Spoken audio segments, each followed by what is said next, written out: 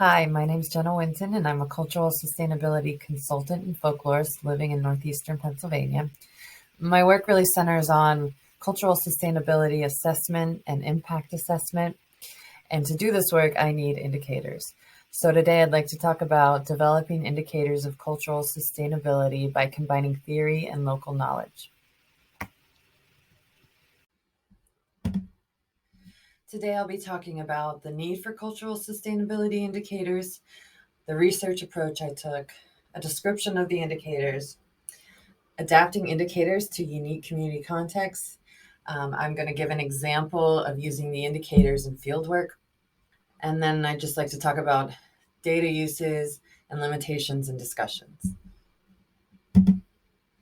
Here are a few terms that would be useful to know. Indicators are a trend or fact that indicates the state or level of something. Variables are an attribute of an object of study. So variables in this use inform us of the condition of each indicator. A theme is something of relevance to the research question that can be identified across a data set. In this research, I was looking for themes of sustainability particular to culture. Qualitative data is non-numerical data that describes qualities or characteristics. This can be collected through one-on-one interviews, site visits, participant observation. And the semi-quantitative data is an estimate of how much of a measured substance is present. And this is how the indicators can create tangible data out of qualitative data.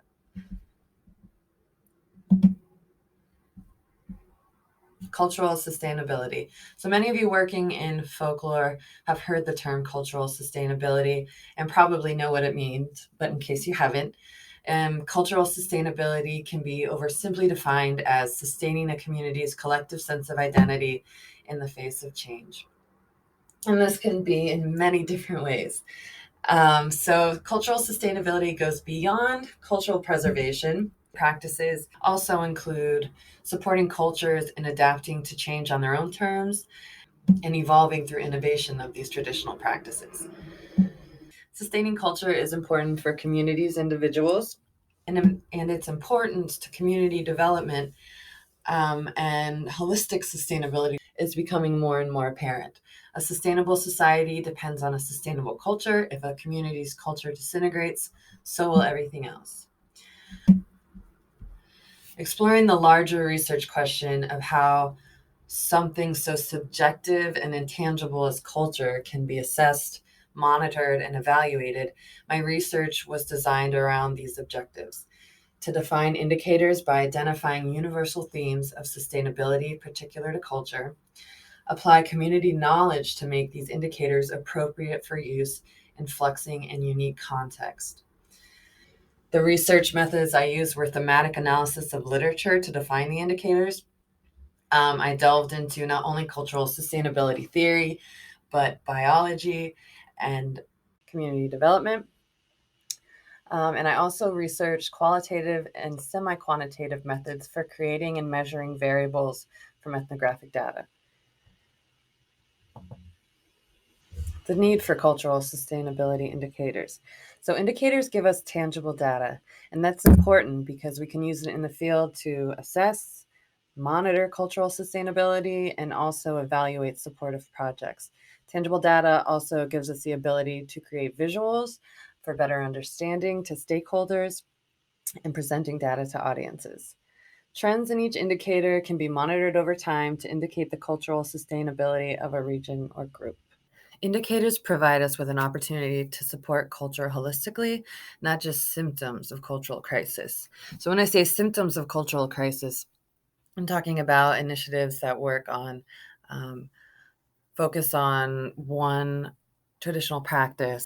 These aren't really looking at the underlying roots, the underlying reasons why these cultural crises are happening. By using indicators, we can see the underlying reasons that are causing these cultural crises. Data can be used in tools that monitor and evaluate cultural sustainability projects. So hopefully tools can be created that are replicable and can be shared widely and used in the field.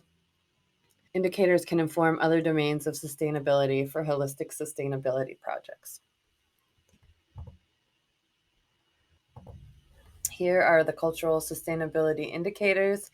They are the synthesis of themes of sustainability particular to culture. I'm going to talk about what they mean in a cultural context and why they qualify as indicators of cultural sustainability. Many of them are interrelated. It contributes to a holistic process that sustains culture. If all of these indicators have evident vitality within a cultural community, the culture is theoretically sustainable. Any risk to these indicators is a risk to cultural sustainability. The first indicator is access. In a cultural context, it means the opportunity for a community to learn about and engage with its local culture. UNESCO defines cultural rights by access. In this quote, cultural rights can be defined as the right of access to participation in and enjoyment of culture. Without the opportunity to access local and traditional culture, community members are denied a sense of self and of the collective, as well as the knowledge to participate in and pass on culture. So access to tangible and intangible cultural heritage and culture could be, this is museums, cultural centers, community spaces. Agency is a community's freedom to nurture culture without unwanted coercion from external control or influence. By maintaining agency, the cultural values inherent in the community guide its direction and development. So community members can decide for themselves what and how their culture will evolve. And this is done through having their voices equitably heard in policymaking and in media that represents them. Here's a couple quotes. Projects that cultivate the capacity for and realization of self-determined cultural representation and production. To sustain cultural and social distinctiveness, local knowledge must be incorporated into policies and their underlying implementation efforts. Engagement, a cultural community's active participation in cultural affairs. Engagement is an important function of the cultural evolution process. This includes engagement with your culture, but also with the community development process. The community, for instance, clarifying and pursuing what cultural sustainability means to them. As quoted here, participation is needed for innovating cultural heritage, and presentations are supported by a community that realizes the importance of cultural vitality. The next indicator is performance. In a cultural context, it is the collective cultural expression in daily life and community events. Cultural performance, be it events or informal daily actions and interactions and experiences. This is bringing culture into the tangible world. The cultural lens through which we see the world informs our experiences and expressions. So, by projecting these expressions and our interpretation of these experiences, we're feeding them back into community culture through performance, which can then be interpreted and experienced by other members of the community. Next is the indicator transmission. It is the process of passing on cultural practices and knowledge from one generation to the next. Its relevance to cultural sustainability is cultural practices that result in tangible or intangible forms of cultural heritage require transmission from one generation to the next. These practices can evolve into new mediums to adapt to changing times through innovation, but it is the continuous transmission and exposure to these practices and knowledge that sustains them and the culture they support. Adaptive resilience, the ability of a cultural community to adapt to changing conditions and influences in its environment while retaining its distinct cultural identity. So it's not to be considered as rigid or refusing to evolve, but adaptive resilience in this context implies the ability to adapt to the environment while maintaining rooted in identity. A couple of quotes. The capacity of a system to undergo change while still maintaining the same structure, functions, and feedbacks, therefore identity. The cultures that survive will be those that are willing and able to embrace the new on their own terms while rejecting anything that implies the total violation of their way of life. And the last indicator is cultural infrastructure. It's considered infrastructure that enables the delivery of cultural expressions and experiences to a community.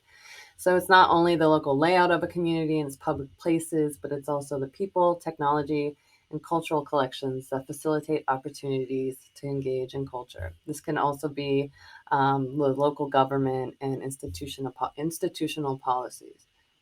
How are these indicators appropriate for being used in any cultural context? We can adapt them by using community-defined variables for observing the indicators in each unique environment. In creating indicators of sustainability, a social approach, Clark Miller emphasizes the need for good sustainability indicators to align with community values. By creating community-defined variables, the indicators can be adapted to the community's unique sense of these indicators. This was a pilot project of a cultural sustainability assessment in the region of Lincolnville. It's in St. Augustine, Florida. And these are the community defined variables that they wanted to use to observe access. So 1, the support of the Lincolnville Cultural Center and Museum. 2, public spaces promote African American heritage and civil rights movements. 3, generational residents do not feel pushed out. So this is what they would need to see to feel like they had adequate access to their culture. Here is a semi-quantitative assessment tool used in the field. Here's how the variables were assessed with different conditions. So the highlighted ones were what community members thought was the current state of each variable.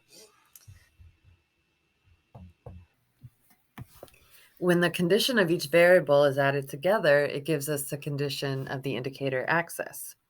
When the same process is done with each indicator, it can give us a cultural sustainability profile. Combining this data with the qualitative data that supports it, communities can figure out the best ways to increase the condition of the indicator. In this example, transmission is in need of the most support, so the community can create a strategy that strengthens transmission. And can also examine what may be putting transmission at risk. So a report including the qualitative data gives the indicators context and reveals potential resources. Then community-led recommendations and goal setting can begin. With the indicators, we can create an iterative process for evaluation. For instance, assessments can be carried out routinely, like once a year, once every couple of years, and the results compared from the previous cultural sustainability profile, revealing whether or not projects have been successful or not. And it can also tell us where adjustments should be made. It can be used for smaller projects, not just general overall assessments. The indicators can be used with examining a particular traditional art or practice. Qualitative data can be coded for the indicators and their variables for insights that inform projects involving cultural sustainability. Indicator data can be used in impact analysis, so analyzing how new projects and new developments could impact the cultural sustainability. The indicators can provide context to initiatives of other domains of sustainability for increased impact of these projects and better allocation of resources. Finally, tangible data and visuals will hold decision makers accountable and make sure they consider cultural sustainability in their policies and developments. Are there any indicators that would work better or have been overlooked that you think should be included? How can cultural sustainability indicators contribute to the success and support of your work? Cultural sustainability is notably absent in the UN's SDGs. How can cultural sustainability indicators support the implementation and monitoring of the current SDGs, and how could they be used to convince the UN to add cultural sustainability as an SDG? Thank you for watching this presentation. Please reach out if you'd like to discuss any of this. I will put my LinkedIn profile below and we can connect on there.